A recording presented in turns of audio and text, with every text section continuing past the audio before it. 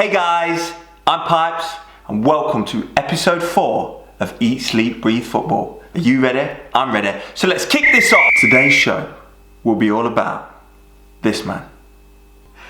Sam.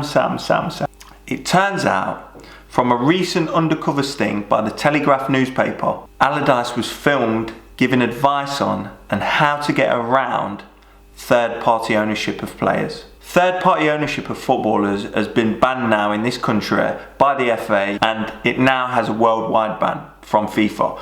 But we want one of the leading countries to stop it from happening. Now the whole thing is a mess. A big mess, and everyone's talking about how we lost to Iceland and that was the lowest point. But right now, this second, English football has never been so low. And the reason why this is a toned down, subdued, eat, sleep, breathe football is because I'm gutted. I finally got excited. Alright, he don't play great football, Sam Allardyce, but he's got a bit of character about him. And the England manager's position has not had someone with a little bit of character and a bit of charisma for a long time. So I was hoping for big things. Now them big things lasted all of 67 days. In today's episode, I want to concentrate on third-party ownership. 3 areas. When I first heard the story break, I thought, what a clown. You can tell when the guy was doing his press conference, when he got the England manager's job, he was buzzing. He was saying that it's been his dream job for the last 20 years. So the fact you're a week or 2 in to your dream job, I don't care if it's your mate or if it's anyone. If they're saying to you, let's go and talk to these guys, they want to talk to us about third-party ownership, you've got to be cleverer than that, which is a conversation that an England manager can't be having. So to try and blame it on the newspapers in any way is an absolute joke. It's not the newspaper's fault. They just found out that he was a bit dodgy. Football is saturated with money, saturated. And wherever there's money, there's going to be greedy people trying to get a little bit more. Sam, big man, I know you've gone abroad now, but you just got a £3 million contract plus bonuses and you're trying to mess around with some dodgy businessmen trying to get an extra 400 grand. Mate, you need to have a word with yourself. You've not just let yourself down, you've let me down and you've let the country down, because I think you could have been a decent England manager, but now you've f***ed that all up. Third party ownership. Normally, a player signs for the club that he's at. If it was a normal transaction, so I play for Sunderland or I play for Leicester, all my rights are owned by Sunderland or Leicester. So if Man United come in for me, they just have to pay Sunderland or Leicester for my services. So it's a nice, simple, streamlined way to do business in football. And these are the rules now, actually. You can't do it any other way. So that would be the normal streamline. But when there's a third party involved, so this player is now owned partly or in whole by the third party with the club that he's at.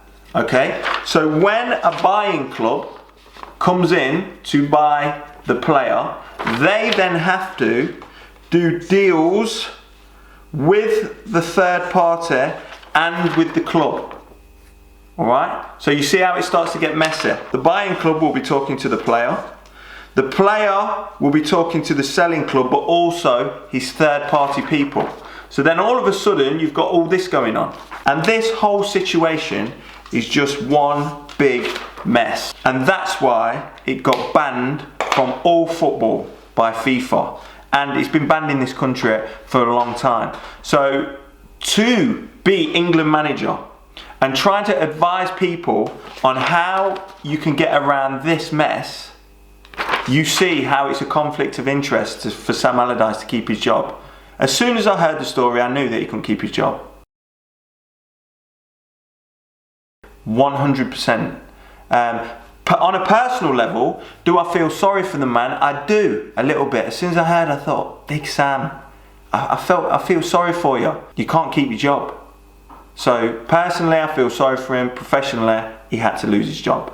I hope you've enjoyed the video. Sorry it was such a subdued one today. We will be back with a normal episode on Friday. Just making sure I can get enough time for myself as I turn 35 tomorrow. It is my birthday tomorrow. And the reason why I'm so subdued on this channel today is because, as I've said, I'm gutted. I love the game of football just like you all do.